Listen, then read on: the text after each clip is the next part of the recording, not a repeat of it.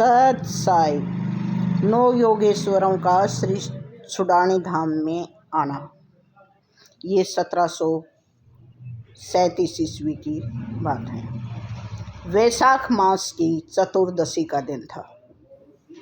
सूर्यास्त होने में 4 घड़ी बाकी थी। चंद्रावती नदी के तट पर 2 वटवृक्ष थे। वहां अचानक आकाश मार्ग से 9 योगेश्वर प्रकट हुए। उन्होंने सतगुरु जी के पास संदेश भेज दिया। गरीब जी दास जी ने कुछ सेवकों से कहा, आप फूस यानी कि पुराल बिछाकर आसन लगा दें, हम दूध लेकर के आते हैं। सेवादारों के वटवृक्ष के नीचे आसन लगा दिए। सेवादारों ने वटवृक्ष के नीचे आसन लगा दिए। तत्पश्चात सतगुरु जी भी वहाँ पहुँच गए। 9 योगेश्वरों के दर्शनार्थ गांव के लोग भी आने लगे। सभी अपने अपने घरों से दूध आदि कुछ न कुछ वस्तु ले करके आ रहे थे। दूध इकट्ठा होने पर सर्वप्रथम 9 योगेश्वरों को पिलाया गया। शेष बचे हुए प्रसाद को सब में बांट दिया गया। प्रसाद लेकर सभी अपने अपने सौभाग्य की सराहना कर रहे थे। संत जैतराम जी ने इस घटना का वर्णन निम्न प्रकार से किया है। 9 योगेश्वर आए संतो, 9 योगेश्वर आए, समस्त 1794 4 घड़ी दिन बाकी, जोगी भेष बनाकर आए, कोई गति लसे न जाकी, जहाँ प्रणाम किया बहु भांति, आदर अधिक अधिकारा, 2 दरखत जहाँ बढ़ के पौधे, तहाँ आसन मृगशाला। संध्या के समय आरती की गई। उसके बाद सतगुरु जी ने योगेश्वरों से भोजन के लिए आग्रह किया। 9 योगेश्वरों ने कहा, प्रभु सायंकाल में हम भोजन नहीं लेंगे।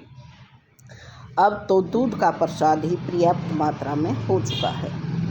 कल प्रातःकाल नित्य कर्म से निवृत्त होकर के भोजन करेंगे।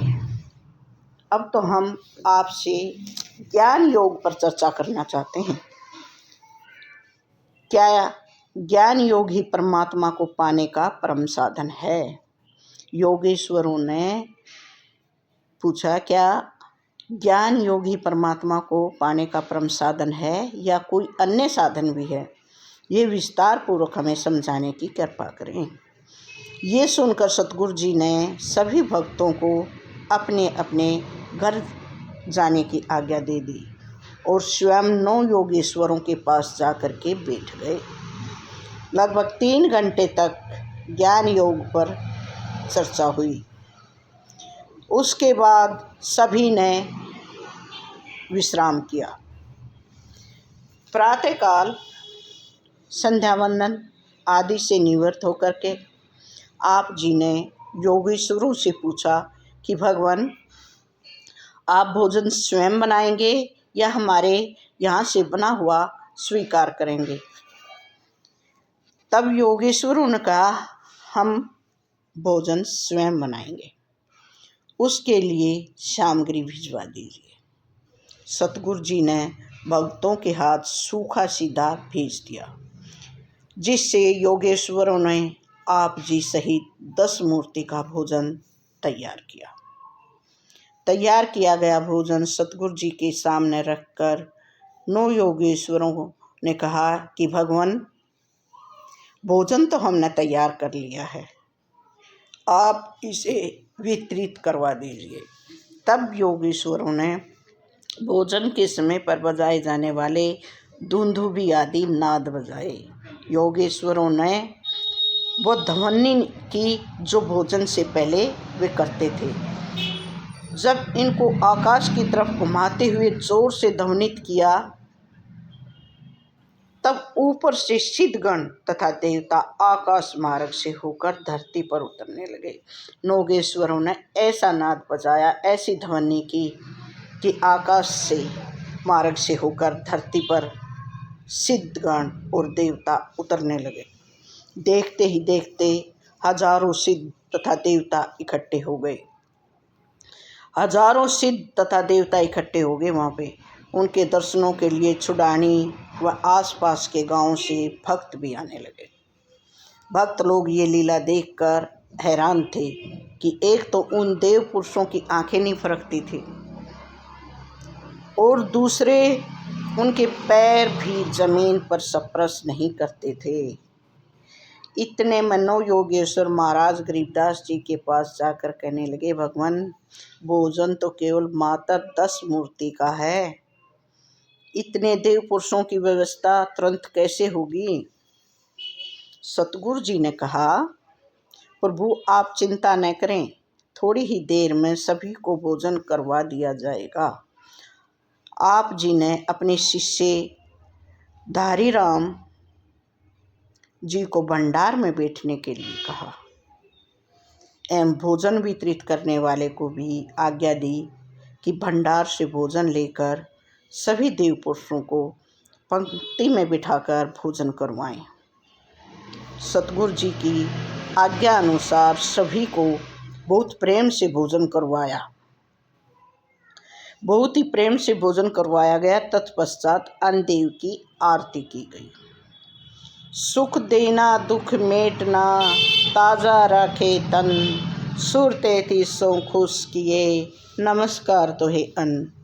अर्थात हे अन्नदेव, आपसे भूख रूपी दुख की निवृत्ति होकर सुख प्राप्त होता है, शरीर ताजा हो जाता है। आपसे 33 कोटि में से आए हुए देवताओं को तृप्त करके प्रसन्न किया है, इसलिए हम आपको नमस्कार करते हैं।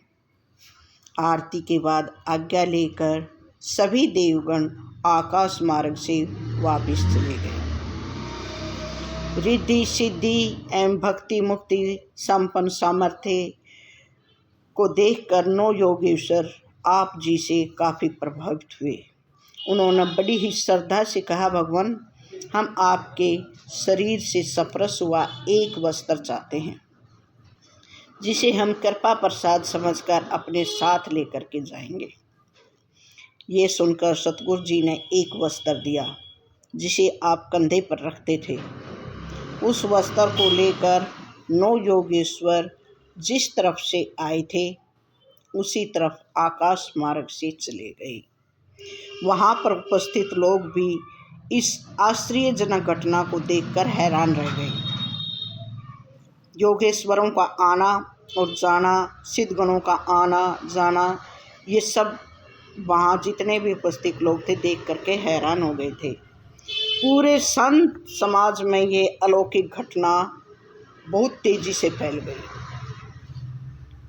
इसलिए संत समाज ने गरीबदास जी को संत शिरोमणि कहा है। सभी सतगुरु जी का गुणगान करते हुए अपने अपने घरों को चले गए। सत साई, सत साई।